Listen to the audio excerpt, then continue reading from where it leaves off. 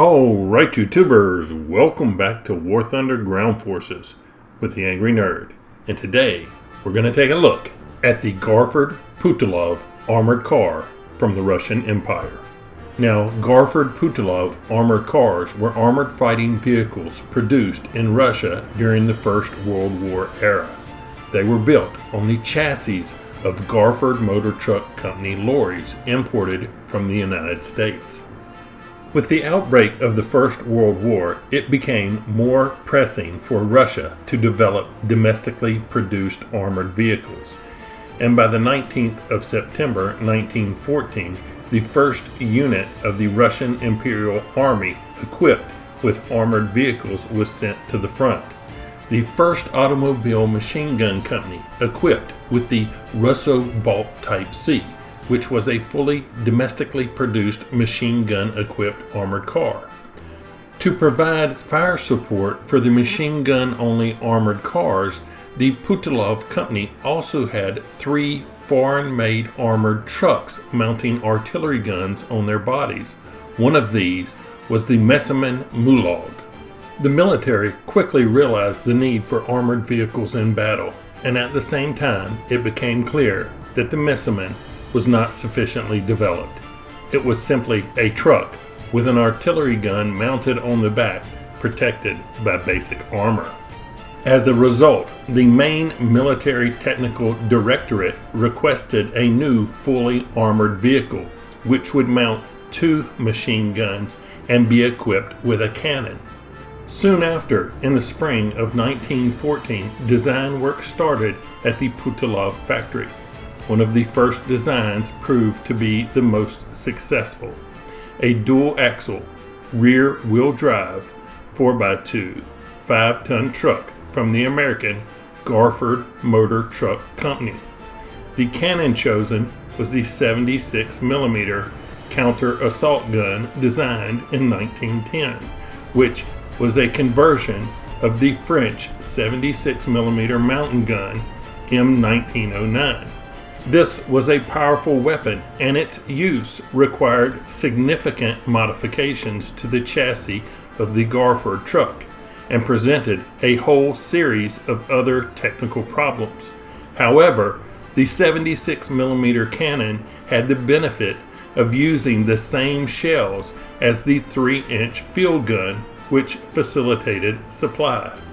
Design work continued until the end of 1915, when the Putilov factory received an order for the construction of 30 armored cars. Construction of the armored vehicle began in March, and by the 16th of April, the first Garford Putilov armored cars were sent to an armored company. On March 3, 1915, after 2.5 weeks of training, the crews and the new armored cars were sent to the southwestern front. The crew of the Garford Putilov consisted of 8 or 9 people. Although the functions of the crew could vary, only the commander and driver's duties were strictly defined. The side-mounted machine guns were serviced by 2 people each, a gunner and an assistant, although in principle each machine gun could be serviced by 1 person. The gun crew consisted of 2 or 3 people: the gunner, the loader, and an ammunition carrier, and when necessary, one of the gun crew could fire the machine gun installed in the turret. Although in battle, simultaneous operation of both side machine guns and the main gun rarely occurred. Therefore, the assistant machine gunners could assist the gun crew, so the need for a dedicated ammunition carrier disappeared, and most often the crew consisted of 8 people. Immediately after the first use of the Garfords in battle, it became clear that successfully moving the vehicle in reverse during battle was practically impossible. It was difficult for the driver to drive such a heavy and unwieldy vehicle using only the built-in rearview mirror. The logical choice was to equip the Garford with a rear driving position. After the establishment of the rear driver's position requiring a permanent second driver, the function of the machine gunners was slightly altered. One of the machine gun crew was designated head of the machine gun department. A second gunner would be left to man the machine guns, and when necessary, the third gunner would assist the gun crew during battle by passing them artillery rounds. Although considered to be a rugged and reliable machine by its users, the Garford Putilov was severely underpowered.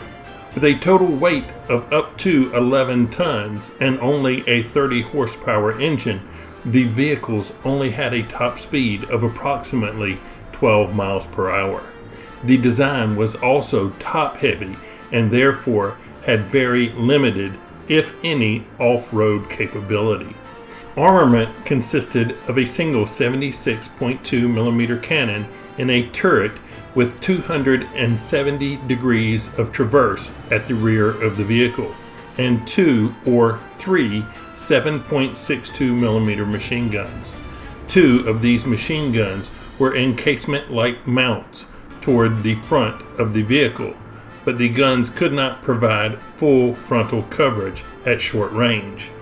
On the whole, the Garford Putilov armored cars correspond to the time in which they were made and compare favorably to other armored vehicles from the First World War.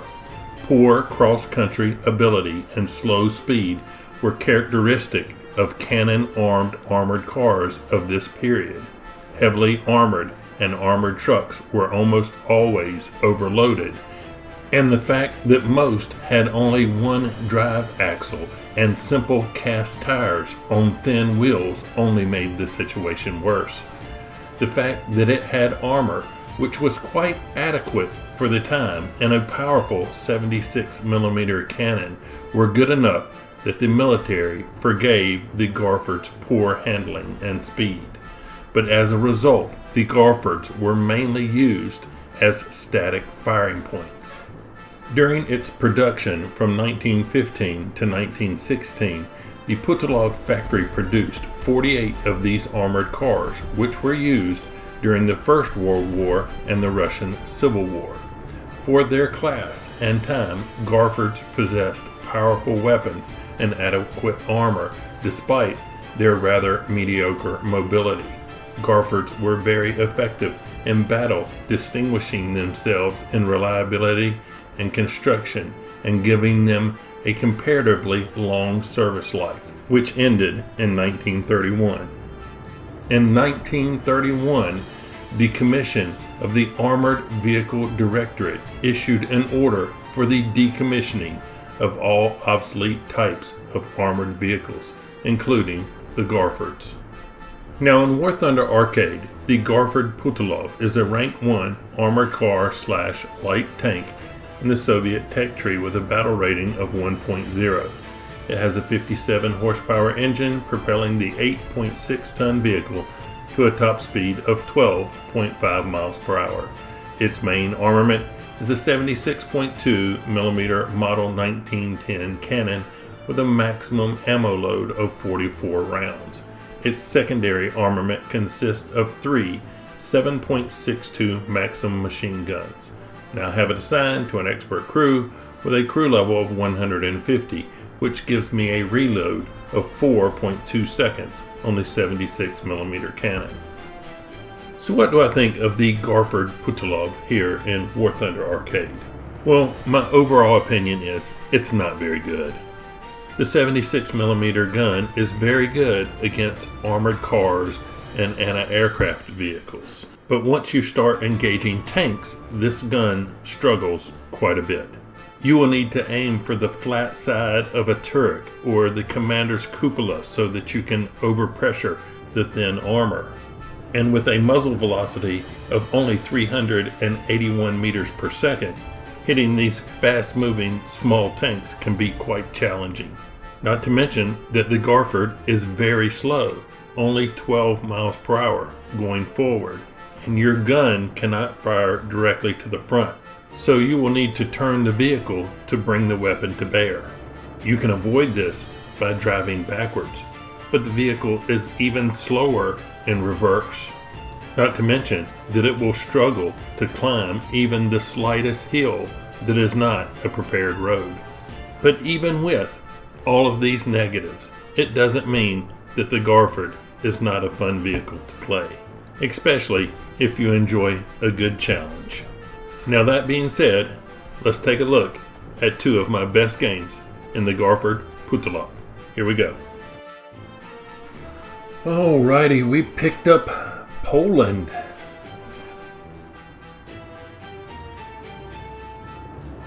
Only one cap point.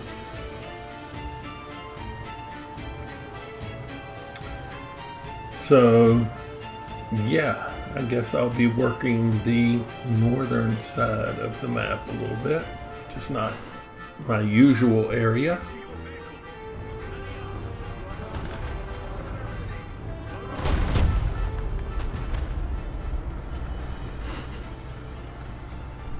But at least there's not like super big hills that I have to deal with.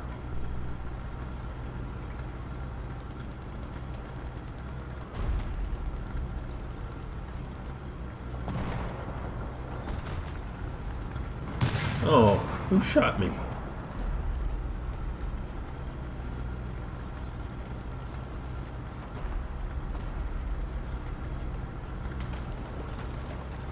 I don't know why this guy keeps getting in front of me. But we'll just stop here and use this building for cover.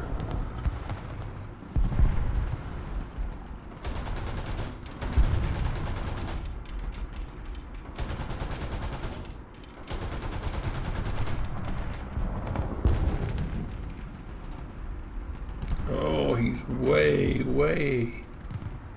over there.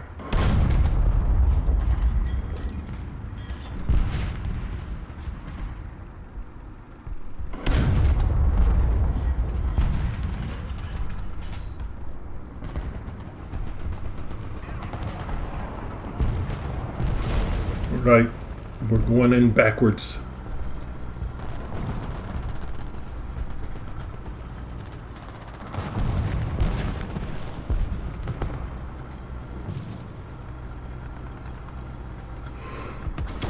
Ooh, that vehicle just got killed, so be careful coming through here.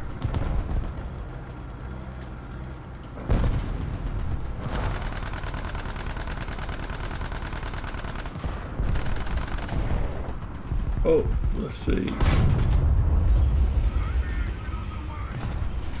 It's dangerous being out here. Got him.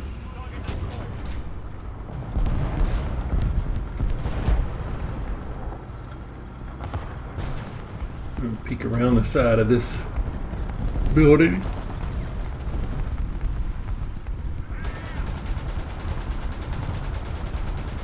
Oh, T-26. His track. Somebody else killed him.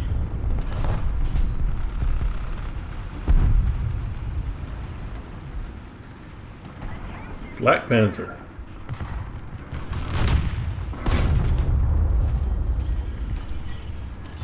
Behind a little hill, so all this shrubberies and trees in my way.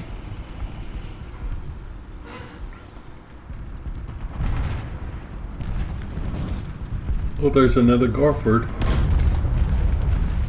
Boom. Flak Panzer. Let's see. Where is he at? Dang it.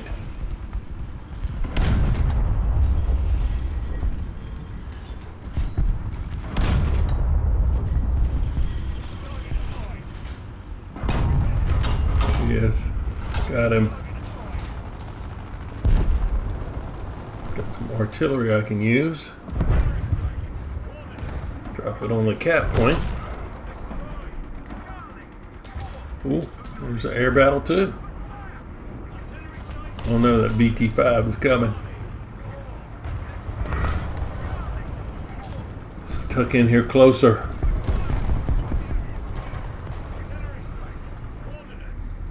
I don't know if he's going to get around far enough to kill me or not. Shoot. Got 3 enemy planes. I don't even know if I'm going to make it over here to drop bombs. Dang it.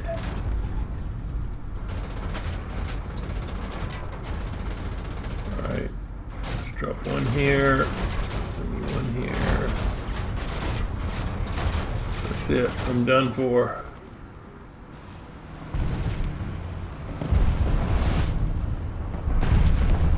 Alright, we got a T-28. Oh, I can't shoot between there. Dang it.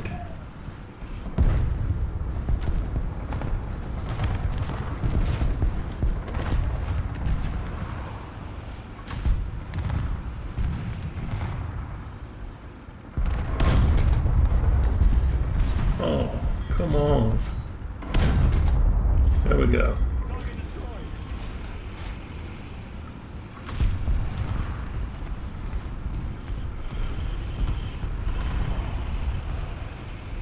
So, Panzer III.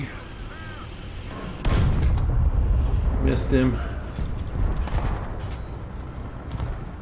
Drop some more arty.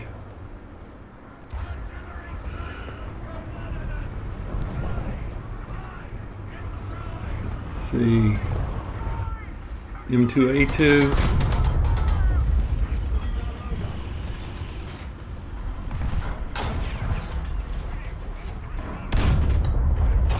Dang it. The M2 got one of my gunners. The Panzer III took out several more of my guys. So we're going to do some crew replenishment right here behind this building.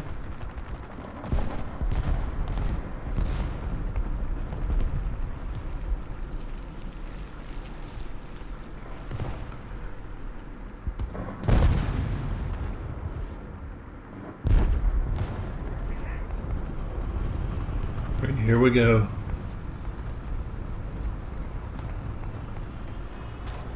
Oh, Panzer III. I go Co. I can kill him, I think.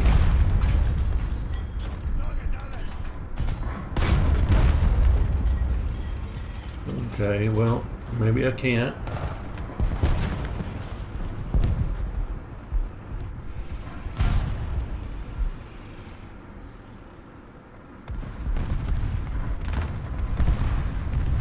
I don't have a clear shot on that Panzer III when he comes out.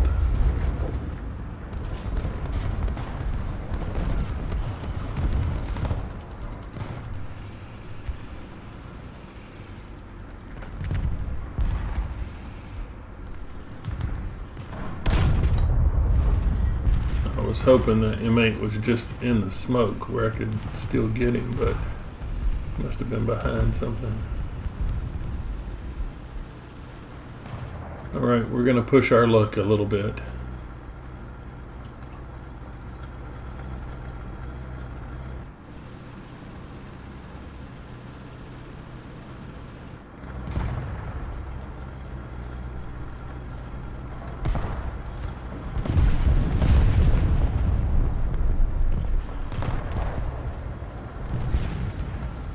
M8.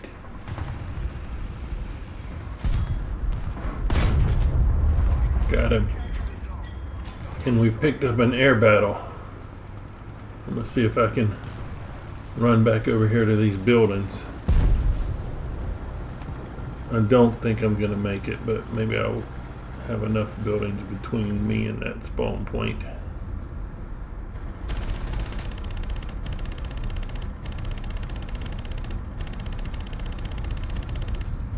Got 9 bombs, so give this guy a couple. Give this guy a couple, and there's somebody over here. Let's see if we can get over here. Oh no, I'm out of control. Just kind of threw those in the general area.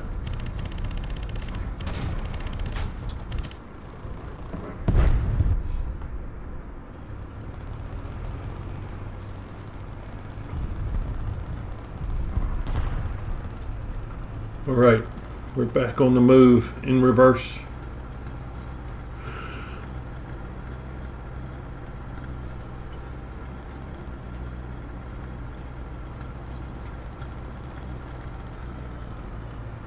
This ground must be pretty good because our reverse speed is not usually this good.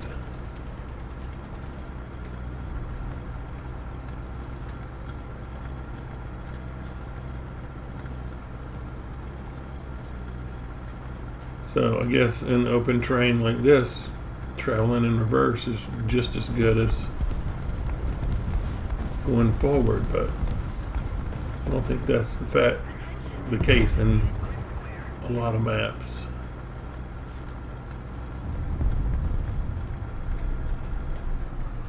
Looks like we pulled this one off.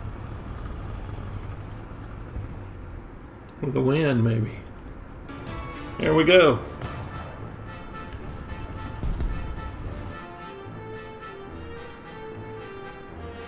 Alright, let's see what we did. Alright, Avenger, Shadow Strike Streak, Double Strike, Ground Force Rescuer, Adamant, Tank Rescuer, Teamwork, Professional, Survivor, Heavy Metal Fury. Second place in the team, 9 kills, 95% activity. Not too bad. Not too bad. I'll take that. All right. We picked up Abandoned Factory. We are on the southern side of the map.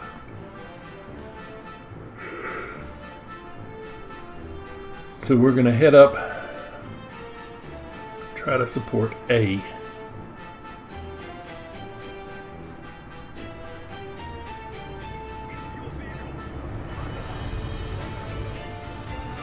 Right, here we go.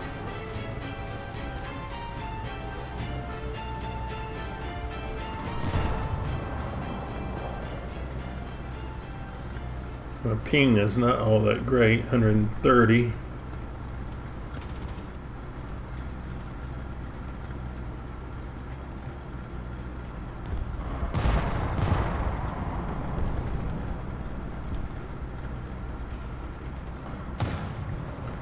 And you can see these other vehicles just run off and leave you.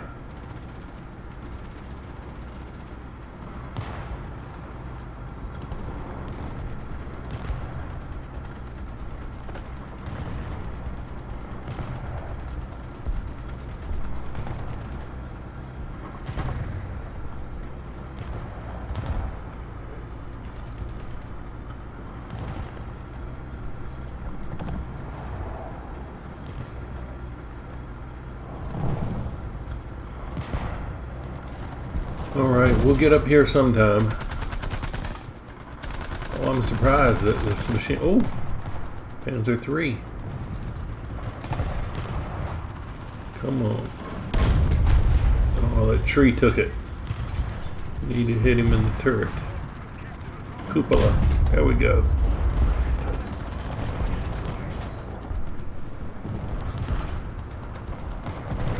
Luckily he was... Oh!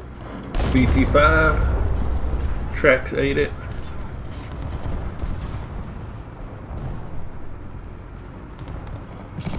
Hopefully he won't get me. Got him.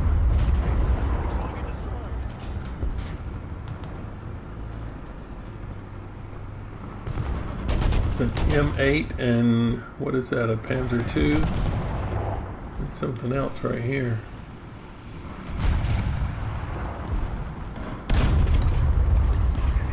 That was a Kina.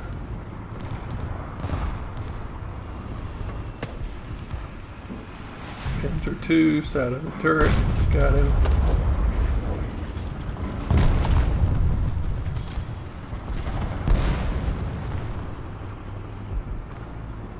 Ooh, air battle. Let's drop in here, get ourselves some cover.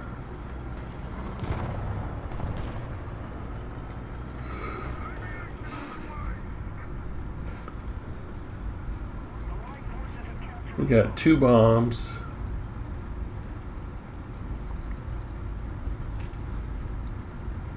Got 2 enemy planes closing in on me, so let's try and give these 2 guys one, and I don't know, maybe the Igo here.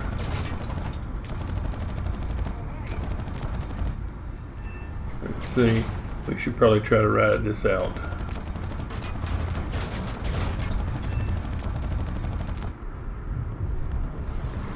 I think we made it.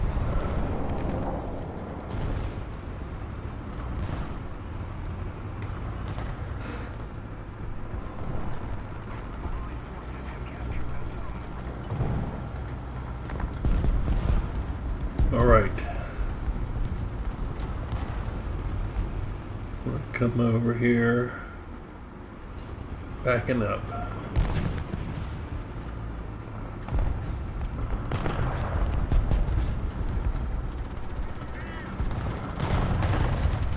Let's see, Panzer II. Yep.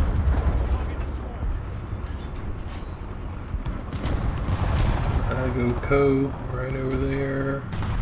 What is that? Oh, A7B. Panzer II hull got in the way. Oh, dang it.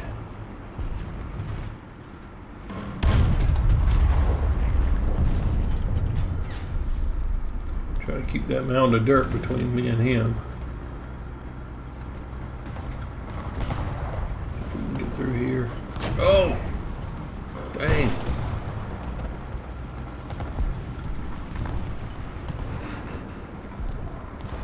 Drop some arty.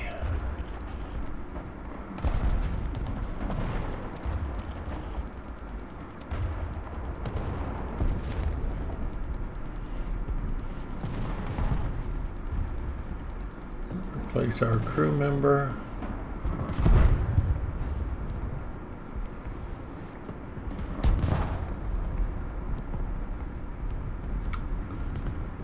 Oh, here comes the Panzer.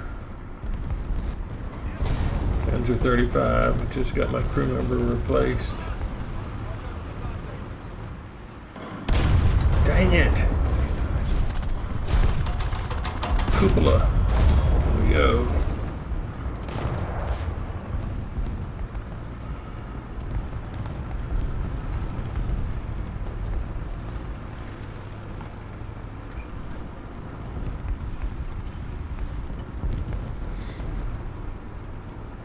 If we can come over here and engage this T-26. See, right there. Yes. So M2A4 over here.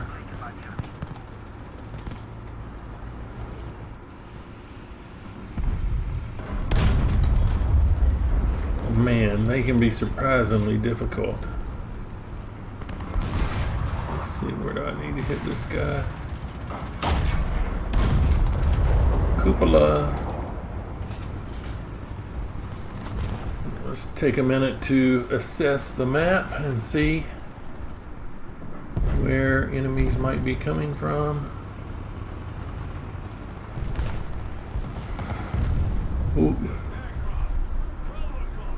It's another air battle, so we're going to tuck right in this building here.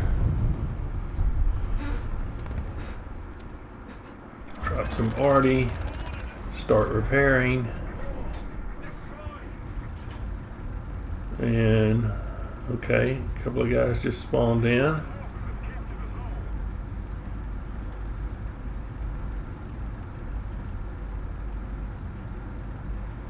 They're probably going to be moving toward the front, so it'll be hard for me to get them, but we'll try and drop a couple.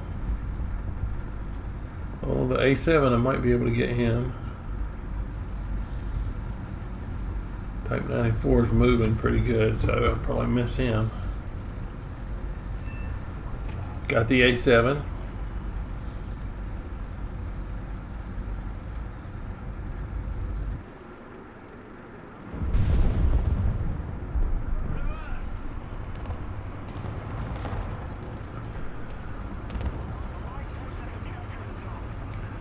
All right.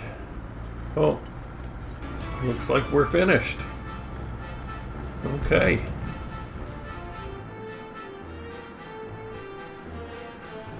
Not too bad.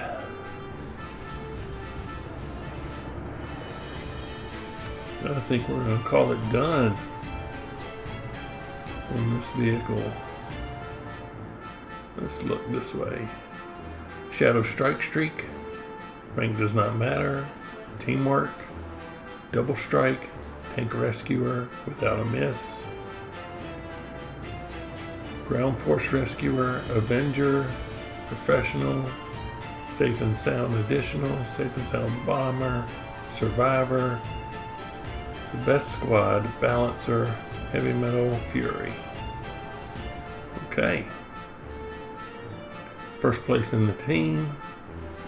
10 kills. 92% activity. We'll take that.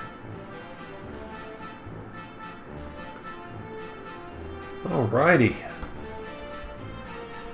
We will call this done. Alrighty. So there you have it. The Garford Putilov. Now I forgot to mention that this is an event vehicle. It was part of the April 1st event where you could get 4 unique vehicles. There's actually 6 available, but only 4 unique vehicles. This vehicle is also available in the German tech tree, as the Germans did capture 5 of these vehicles in the First World War. Other vehicles that you could attain was the British Mark V, also available in the German tech tree. The one unique German vehicle would be the A7V, and then the French, you could get the Saint-Chamond. We'll be taking a look at those vehicles at a later date. But if you've enjoyed this look at the Garford Putilov, hit that like button. If you didn't, don't. Subscribe if you would. But as always, thanks for watching. I really appreciate it. Nerd out.